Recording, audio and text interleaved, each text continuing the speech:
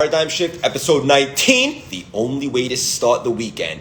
My co-pilot, the Articulate Alligator, Big Bad Dave Meltzer, and the iconic, legendary country singer, WWE legend, Mickie James. Let's get nuts! What's up, Alexandra? CLS Experience, very nice to see you. Oh, very good. Jakey Bakey in the house. Great to see you, brother. Always a pleasure. Yeah, we're about to get extremely weird. What's up, Lori? Bree. Hope you're feeling good from the wisdom teeth. If you guys are ready to get nuts right now, I want you to drop the word weird in the chats. And McGowan, bring on coffee ready. Jakey, what's your business model, buddy? To the moon. You dig? Helene Siegel in the house. Love you so much, Mom. Yeah. Where is the articulate alligator? You guys ready to get weird? Tina, what's up, girl? Rachie. Alright, we're gonna get, hey Tina girl, we're gonna get Dave on right now. Ba. Bear with me. And then we're just gonna get nuts. Pretty simple. She's very simple. Joannica, how you doing, girl? And I'm so proud of you, by the way, for the last week and a half, just showing up and stepping out of your comfort zone. It's magical to see. Love you. Dangerous Dan in the house. Everybody's out today. Gonna be a great weekend. Yeah. Let's get weird. Kelly, great to see you. Hattie girl, the queen. Hattie 2.0. You guys are on fire today. Absolute fire. Where's the CLS experience? Drop that community. Big bro in the house. Straight from Manhasset, Long Island. Dave, I see you, Dave. Yes. Yes, Dave. I'm going to get you on right now, you handsome devil. Dave, I invited you on. Can you click it? Big bro, how you feeling today? You going to get a workout in? And where's Sky Guy? I want answers and I want them now.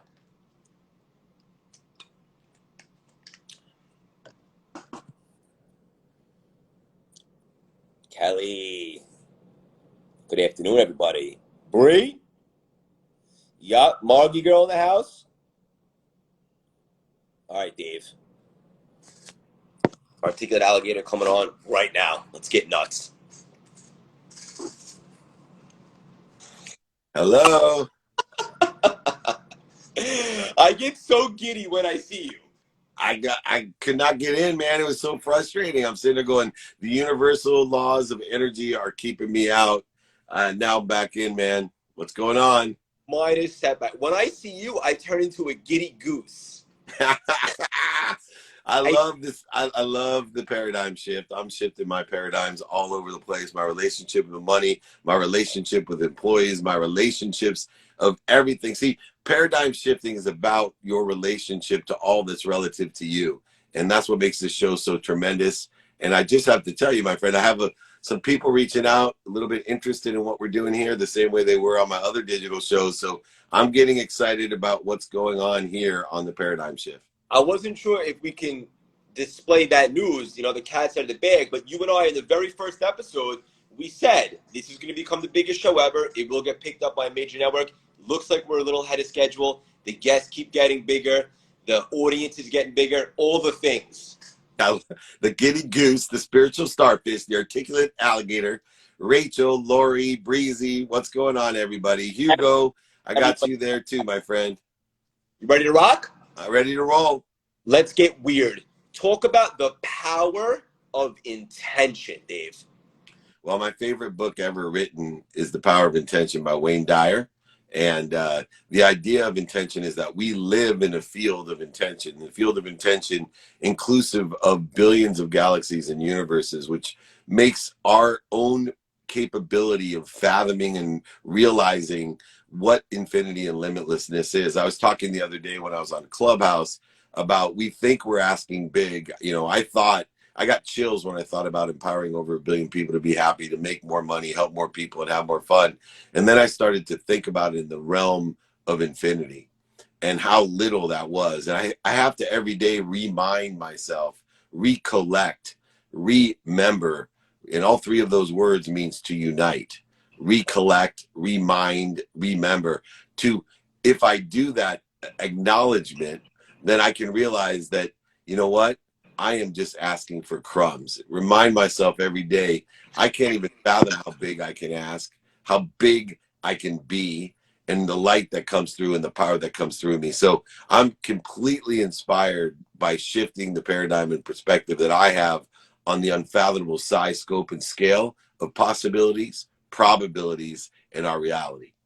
Yeah, love all this. And so many people aren't intentional enough, and they wonder why, they're not hitting their goals, so to speak. And I know there's an old saying, and it's a little cliche, but I want to bring it up. Like like a sailor with a ship, right? If he leaves the docks and there's no destination, he's just going to go around and around and around. But when you have a destination, the universe starts to align in your favor to get you closer to those targets, so to speak. Well, there's a mathematical equation that is that, and I call it the mathematical equation of luck. What you pay attention to and what you give intention to. So attention is what you're focused in on, using your what, your who, your how, your now. Then when you apply your why, your intention, when you apply your why to your attention, what you think, say, do, believe, and the unconscious competencies that you have created by your personality traits, characteristics, obsessions, and addictions, when you take attention, add it to intention, it equals the coincidences in your life. People say you're lucky. You're on fire today, buddy. All right, I got another one for you. This is a big one. I have a little bit of adversity in my life right now. As Monday, I'm going under the knife, getting a little surgery. Kind of shook me out a little bit because I wasn't expecting it.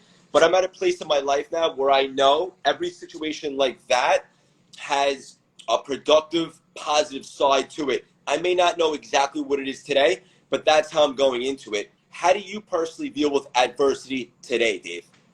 So adversity, pain, setbacks, failures, things that I don't expect, I consider to be propellers, meaning they propel me to something better. Not punishment. It's not a stop sign. It's simply a turn signal to something better. So if I have a tumor in my foot, as you have, I've taken a grateful perspective that thank goodness I strained my ligament playing football with Dave Meltzer on the beach, because it raised the awareness to a tumor that now will humble me that I may be overdoing it or focusing on the wrong things in order to get what I want. And so this pain is going to propel me to something bigger, better, and to a better situation. This short-term setback, mistake, or failure is going to propel me to something better. That's exactly my thought process. It's a blessing in disguise, and I love that you brought that up. We couldn't be more aligned if we tried. Should we get Mickie on here? Oh, Mickie, you're so fine. You're so fine. You blow my mind. Oh, Mickie, let's go.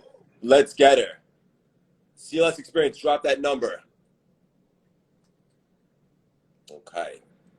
There she is. IG's a little slow today, so thank you for your patience, everyone, as we're trying to allow Mickie to come on. I haven't seen her in a while. Yeah, and we just want to thank the audience. This show is growing rapidly, all because of you guys. We love you. We're so grateful. And keep dropping questions in that we want to engage with you guys. Hey, Jakey Bakey's up, too. I want to give a big shout-out to the Bake Man. I am coming to New York to see you, Craig, to make sure that that surgery went okay. So a week from today, I will be in New York City. I'm going to do a meetup in New York City for all those people in New York City. We will be meeting up with you as well. So I am looking forward to seeing the city again. It's been way too long. I will be there Saturday, Sunday, and Monday in the Big Apple. That's the best news ever. Yeah. And before I see you, I'm going to be keynoting an event with Mike Tyson and the OP, the Optimum universe there, and in Chicago on Saturday. I'll be the opening keynote, and Mike Tyson will be closing for me. Pretty good closer, by the way. So I'm going to be interested in how his perspective has changed. He's a spiritual starfish himself and an incredible human being. Really looking forward to talking and sharing a stage with Mike Tyson. I mean, it doesn't get better than that. Iron Mike. Iron Mike Tyson, OSP Chicago. Unbelievable. Right. With Amir, who's the undefeated heavyweight champion of kickboxing as well. So I got to be on guard because I called out Mike Tyson for a pay-per-view, Dave Meltzer versus Mike Tyson. I'm looking for a payday. It's not going to be pretty, but it's going to be a big payday. And I'm willing to take one punch and fall. You know, it'll be a big one. So everyone, the next big Comcast Spectrum pay-per-view fight, Dave Meltzer versus Mike Tyson. I'm calling you out, Mike. Be careful. There's a lot of thrills here. I'm coming at you, buddy. There 100% is. That guy taking a punch from him, that's confidence. I no other way to describe that. Is it worth $100 million to take a punch from Mike Tyson? That's what I told myself. Jakey, text Mickie. Yeah, Jakey, what's going on? All right, ask me a question while we wait for Mickie. Yeah, so in regards to right now, there's a stigma about certain things that people have dealt with. Specifically, like, I was going to talk to Mickie about this because I have on my podcast. When it comes to when she was dealing with abuse earlier on in life, took her a couple of decades to talk out about it, and then obviously it was so liberating for her. How important is it to reach out and ask for support with situations that may have really hurt us in the past, so to speak, and not just keep them all bundled up inside? Well, I'll tell you, I thought, you know, that therapy was not for me. In experiencing my own abuse as a child and my own setbacks as a young boy, never thought it affected me. I thought, utilizing gratitude, forgiveness, accountability, and inspiration that I could heal and learn. But I am now utilizing a therapist myself to heal, different philosophies and understand from a professional, things like learned hopelessness and taught hopelessness and how the ego intertwines and what has happened, as our childhood experiences. Most everyone has, had some either emotional, financial, physical, sexual abuse in their childhood, and it affects you. And I highly encourage anyone to reach out to have coaching, mentoring, therapy, whatever it may take. But my biggest thing, and Craig, you have to be careful of this too, is you start helping a lot of people as a mentor, a coach, as a teacher.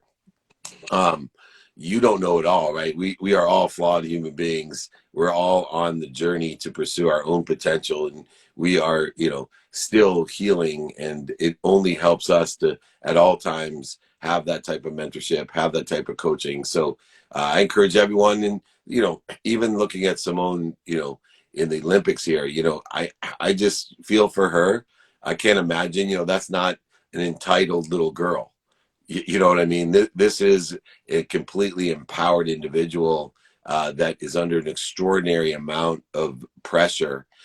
And we need to make sure that everyone deserves the right to be mentally fit, not just physically, which she is extremely physically. Oh, there she is, Mickie James, extremely fit.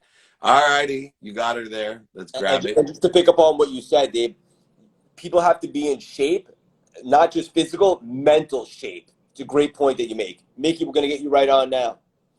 Awesome. She's coming in hot. I know it. There it is. Oh my God. You guys. There she is. Hi. Hello. Good Long morning. time no see. Wow. Well, I just woke up. I was like, oh God. I was in, and I couldn't post the picture. I was doing a concert with Chapel Hart last night. Well, I drove down to Lusa. Wait, you No, just not like that? Tuscaloosa, David. That's what I thought. Yeah. No. Tuscumbia is the name of the town. Tuscumbia, where the Scumbias live. Yes, where all the Tuscumbians live. I'm trying to find a good angle here. Wait, I drove down there and I got when home you at wake up. You're so sweet. Mickie, do you have a pool? Do you have a pool there that you can just leave us and jump into like Clinton did? I hope so. Yes, I do have a pool. Actually, I do. Yeah. Yes. In the middle of the show, he's like, "Hold on a second," and he just took off and he jumped in the pool. Oh, I'm so jealous. For the audience, Yes. audience that lives under a rock and might not know Mickie, which is extremely rare, let me give you the introduction you deserve. Mickie James, country singer, iconic wrestler, one of my favorite WWE legends of all time, just an overall juggernaut in all facets of life, a terrific mother, a terrific human being. Oh. Couldn't be more excited to have you on today. the iconic Mickie James. Oh, thank you so much. That's so sweet. Thank you. Here I am. I gotta add one thing because I'm a huge fan as well and been blessed to have talked to you before. But I want to add one adjective that's super important to me is she's one of the kindest people, which isn't always said about the celebrities in the world. And, you know, and I think that transcends from your immediate relationships that you have to the community and the fans that you have inspired throughout the years. So if anyone wants to really know Mickie, she's super kind. And that's what means the most to me. You're a wonderful person. That means a lot to me too. Thank you. Thank you. I try. The struggle is real sometimes, so, you know. Always. We love you, Mickie. I'm going to dive right in. You recently made an epic return at Slammiversary, but I have a question for you. How did it feel to come out to some hardcore country? So good. So good. That song, I forgot how good that song was to come out to, because no offense, but my WWE music, it was cute, but that's what it was. It was cute. It was just kind of, there was no song, like music to it. There was no, aside from just like the melody, there was no energy. Besides, it was just like dun, dun, dun, dun, dun. But hardcore country like punches you in the mouth when you walk out. Like it's just, you know exactly who it is when they're coming out before the music even kicks in. So it's a pretty powerful anthem. And I just forgot how sassy it made me feel, like coming out to it. I'm like, oh yeah, this is a and there's no one song. You, huh? There's no one more sassy than you. I like to say I put the ass in sass in class all the time. Well, you know, I call that music a chin check in your business, right? It's a great chin check when you're coming out. It's like, all right, time to go. And everybody's that's watching, it's a huge chin check that, all right, the fight's on. Let's make it happen. Yeah, chin check. I like that. Someone said that, you know, having a conversation, he'll get you with a good chin wag, which means that he'll talk you. Yeah. I've never heard that before. It blew my mind. I said, chin wag. That's a great. Yeah, I just heard that chin check. I'm like, I'm stealing that chin check. I like it, man. Yeah. When I speak, I come out like with a happy song or the Dirty Heads, you know, occupation. I love vacation occupation song, whatever that's called. Those are good chin check speaking songs. But when you're coming out for a slam fest, I think your hardcore country music, great chin check. I love it. Thank you. A good chin check. Dave, I do want to dive in and answer, but I have to ask Mickie real quick. I saw an unbelievable update.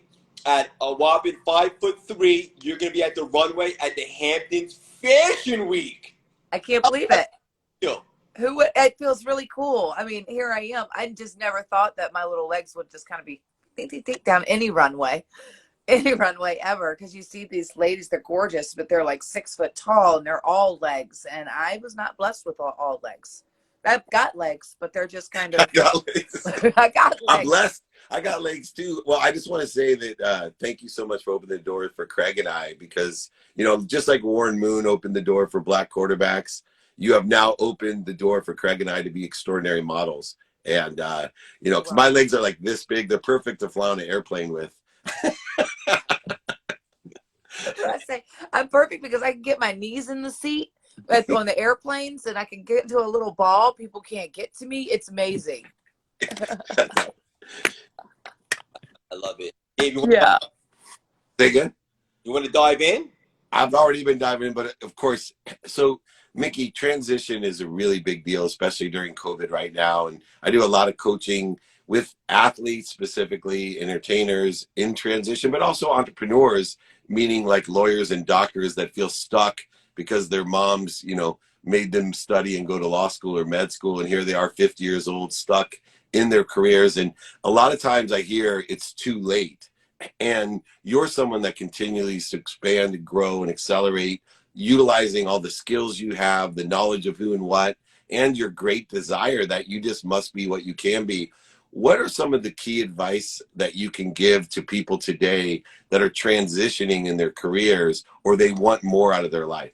Wow. Well, you know, it's very interesting that you would ask me that, because that's one of the reasons, like, it's really cool when I follow you, because I am in this transitional space. I can't even speak to it right now. Transitional space right now. Jump in the pool. I know. Somebody splashed me.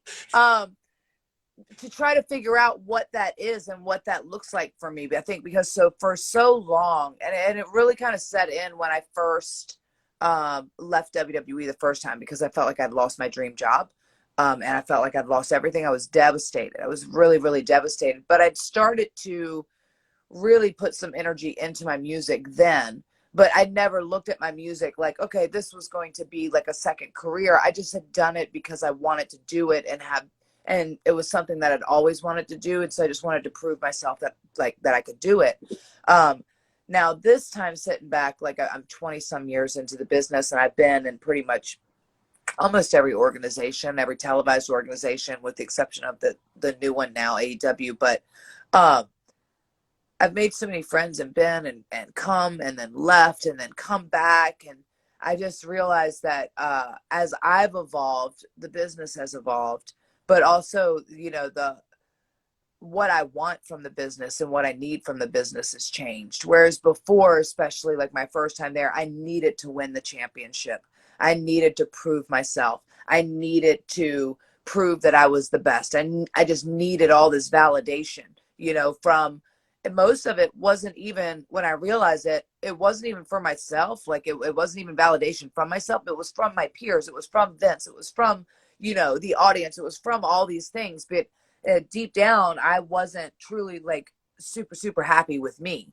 Like I was proud of myself for doing all these things, but at the same time, I still beat myself up a lot. And I beat myself up a lot anyway. But I think now looking at it and like trying to find this transition, I think, and that's why I wanted to talk to you, especially about it, is that leveling up transition. Because there's one thing to just transition and lateral step over into something, but how do you, because that's where I'm trying to find that balance and find it, because that's why I want to head up this, and I'm so grateful to be able to head up this females all women's pay-per-view and to really hopefully change the way business is done for women in the industry. That's my end goal. That's my hope.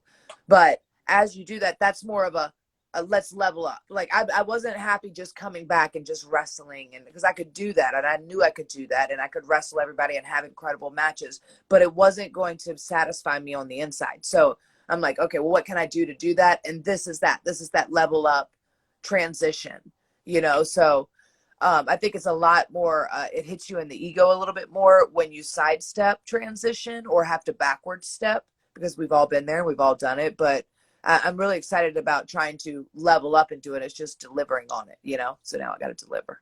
You will deliver. And what's so interesting is I spent so much of my life trying to impress people, but even impress people that I didn't like, Right. You know, which is like crazy that, you know, those were the people that I spent 80% of my time with. And part of leveling up to that transition is putting the 80% of your effort into the people that feed you. See, we're blessed to be around like super highly actualizing people. And a lot of times we're spending 80% of our time with people that are bleeding us because we're so empowered that we think somehow this heroic or puppy dog syndrome or whatever else it is that we've been blessed with, that we now have to take care of all these people that really have no interest other than self, and they're not feeding us at all.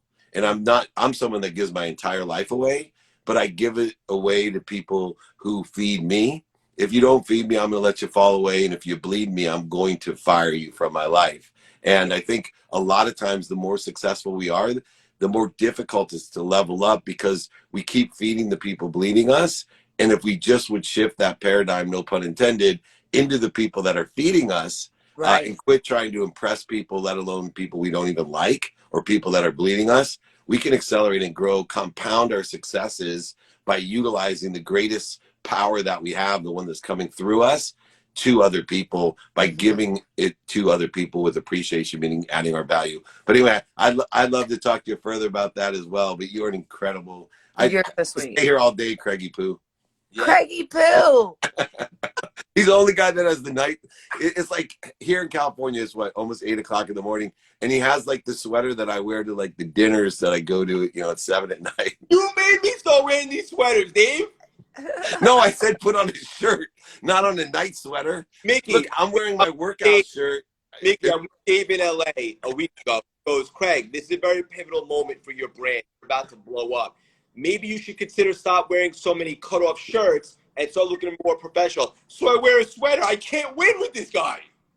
Where, What where, kind of sweater was it? Was it like Speedo. an old school, like school sweater with the little? get Dell to sponsor you. Get paid to wear a shirt. Mickie, just to touch upon what you just said, it's such a different reason that you're doing it this time. The first time around might have been more for yourself, to prove to yourself, to win the championship and so forth. Now your purpose is a little bit different. It's to give back to the whole industry. And I just want to say, I think that's super beautiful and 100% take off. Thank you.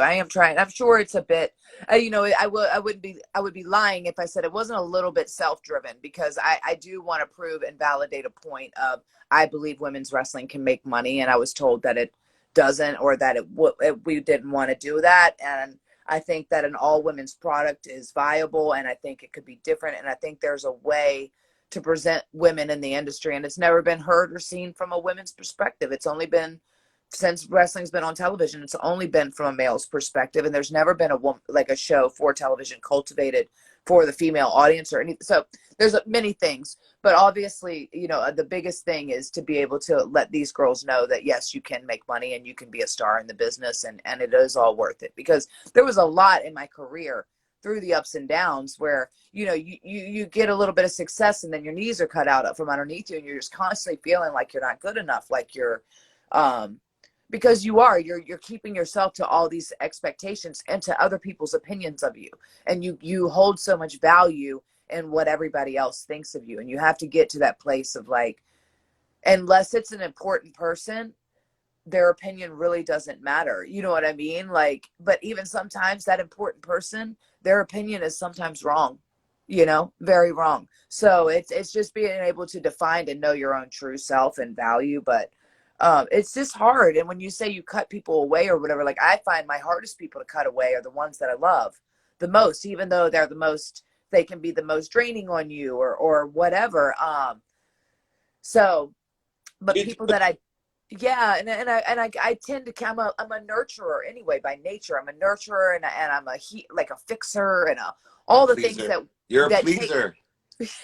Yeah. So it's hard for me to be a winch, or to be a bee sometimes. I mean, I can do it, but I have to get to a level of annoyance and anger that I would fight you. I probably would fight you, but I'm like just inhaling and trying to like chill out for a minute, but I'm real hot. And for the audience, Mickie will beat the shit of every single one of you, including me and Dave at the same time. Look, I'm going on pay-per-view with Mike Tyson. I'm not touching Mickie, that's for sure. I won't take a punch. And you're doing it right now. You are breaking the stigma for that. Dave, do you have a minute for one last question for Mickie? One last question. You can send me my check later. Oh, Dave, I'm so sorry. No, and I apologize for being a little tardy. No. I woke up and I said, I would stay here all day with you. Mickie, I wanted to ask you, because I think this will be so valuable for the audience. I know your story because we formed a great relationship, and also I was a huge fan before that. I know the journey to be at the very top of the wrestling business consisted of sleeping in your cars, not making a lot of money, a lot of travel, until you finally made it. For anyone else out there looking to pursue a big moonshot, a huge dream, and understanding all the sacrifices that will come along with it, because if you are taking a big shot at life, you are going to have to make sacrifices. What can you suggest to them going through it, understanding that there will be a lot of ups, but also a lot of downs before they even start? Yeah, that's a tough one, because for everyone it's different, and I feel like it's what everyone can handle, because sometimes not, and that is the reality as far as when stardom and stuff like that comes. It really is what you're willing to put into it, because I'm sure I could have quit along the way 10 times, you know, and I would have never made it to where I was. I could have quit when I was sleeping in my car, or when I had to steal gas that one time, or when I didn't have anything, like I could barely afford a meal to eat to even go to the show, because I spent all my money on my gas money just to get there. Like and that was just the beginning of before I even got the contract, not to count all the tests and tribulations once I got my deal. I think that it really, you have to see it and you have to believe it. Like I would tell myself, I am going to be the women's champion. And I would see myself as the women's champion. And I would go like, okay, what? And I would think about it, and I would Give me the chills right now. yeah, and I would think about it, and I go like, okay, what do I got to do to get there? And I was hungry. I would do everything. I would do every camp.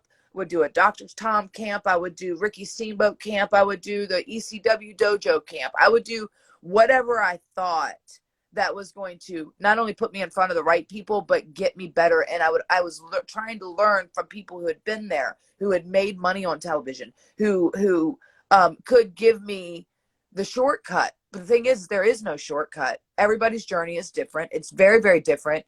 And I was the best, like one of the best by the time I got hired, but I still, even at one of the best, sat in developmental, which is like a minor league, for 2 years, almost 3 years before I was finally came up to TV. But in that moment when I finally came to TV, I was over prepared. I was legit one of the best up there, and I was able to, with that angle and that with Trish and like the whole thing.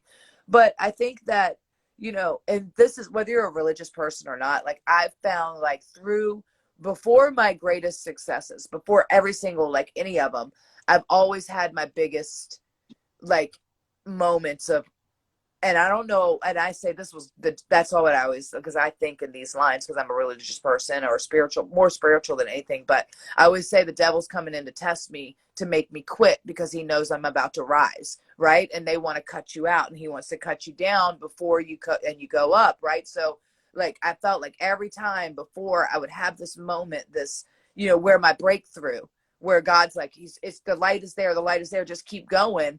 Like there would be like this thing that comes in front and just kind of like screws me all up for a minute. And I'm like, where I almost quit wrestling, where I would just have moments where I'm going like, what am I doing this for? Or, why am I putting myself through this? And then out right behind that, and I would let it set on, push through and persevere. And there would come the gift. There would come the contract. There would come the debut on television. There would come the championship. It's just like these things where, holy shit, you just have to keep pushing through, and you're going to get tested, and there are going to be, when you say there are going to be obstacles, I think a lot of people can't handle the obstacles. And that is why, a lot of us settle into or make excuses or whatever, into our, what we deem normal, whether that's what we were told, that's what we were worthy of, whether that we were told that's all we were going to be, and we believed it. What you believe is what you will become. And if you believe that for yourself, then it will be true, whether you believe that you're going to be, a delivery guy, or you're going to be a superstar. What you believe will be your reality, and I honestly believe that. And I believe that because it's been my truth. So I can only speak on what's worked for me, and I try to make everybody kind of think like that I'm around, but it just doesn't happen. Like my sister doesn't think like that necessarily. My mom doesn't think like that, but for whatever reason, I'm like, this is gold. I have a new nickname for you, Moonshot Mickie. Moonshot Mickie. Usually it's Moonshine Mickie, so that's a step up for me. Yeah, I'm more Jaeger Dave shot. Anyway, it's interesting because I think shifting the paradigm from sacrifice to investment makes a huge difference. When people have a perspective or a paradigm shift that I'm investing in myself, and I tell people all the time, the best thing you can do is to invest in yourself. What if you're not going to invest in yourself, what will you ever invest in? And people, once you look at your life as an investment in yourself, then you can start with, what is my timing and risk tolerance, right? And take it as an investment. So are you willing to wait with persistence for what you want to happen? What is that timing and risk tolerance? And, as much as you're 5'3" and sleeping in a car still is comfortable, it still sucks, and it's a great investment in yourself. But without that type of investment, you don't have the fortitude, the foundation to take on what the setbacks, mistakes, failures, and pain that exists. If you don't make an investment in yourself, pain becomes a punishment, not a propellant, right? When you are making the investment in yourself, it's propelling you to something better. That pain, that setback, that mistake, that failure, it's not punishing you and putting you back or making you stop. It's that turn signal. So I just congratulate you. It's why I adore you. It's why I started out where I'm going to finish. This is one of the kindest people who has invested in herself so that she can elevate others to elevate herself by being an icon, a milestone to young women especially. And anything I can do to assist you in building. We've done it in esports. We have the Queens Collective. We could have the Queens Collective in wrestling as well. Yes. Elevate that brand. So we'd love to help you. Just reach out. I am a huge fan of your kindness and your achievements. Thank you so much, Mickie. Thank you, David. we That's love so sweet. you much. Honored. Just to touch upon what you said before, you're doing the damn thing. You are breaking the stigma for the wrestling business in regards to women, and we're so proud of you. And with all the country stuff that you have going on, I think these are your two biggest fans right here. When Dave talks about kindness, it's a massive understatement. We love you. We appreciate you so much. Correct. Thank you. Thank you both for having me on. This was amazing. I was You're so amazing. looking forward to this. I've been looking forward to this for weeks. Yes. We are cool together. We We're love you guys. Superpowers. Full weekend. You guys deserve it. Thank you. Thank you. Thank you. All right. Bye, guys. So much fun. Oh, it was the best. Thank you. Have the best weekend, Mickie. Love you. You too. Thanks, Greg. Love you. Moonshot, Mickie. Got it. See you later. Too much fun, guys. The Paradigm Shift, episode 19. Do I dare say the biggest and best guest yet? We love Mickie so much. She's doing her thing. We love you all so much. If you guys love the Paradigm Shift, keep sharing it. It's growing rapidly. Do I dare say the fastest growing show on the planet? There's already interest from major networks for it. Obviously, you can see why. We love you guys. The only thing I want to leave you with this for the rest of the weekend.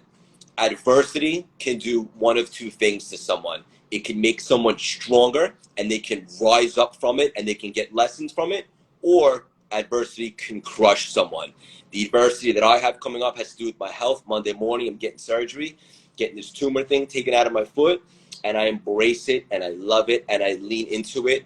And like my good friend Dave said, it's a blessing in disguise that I was at that speaking engagement, that I got injured on that beach playing football so that I could facilitate an MRI so I could see what's going on in my foot. I don't believe in a coincidence, so it is what it is. Mom, if you're still on here, I love you so much. Big bro, love you. My two empire building badass ladies, Jesse and Alex, love you. Rachie, I see you. I love you all so much. Have an unbelievable weekend. What's up, Cal? Love you guys. Don't feel bad for me. I'm not a victim. We got this.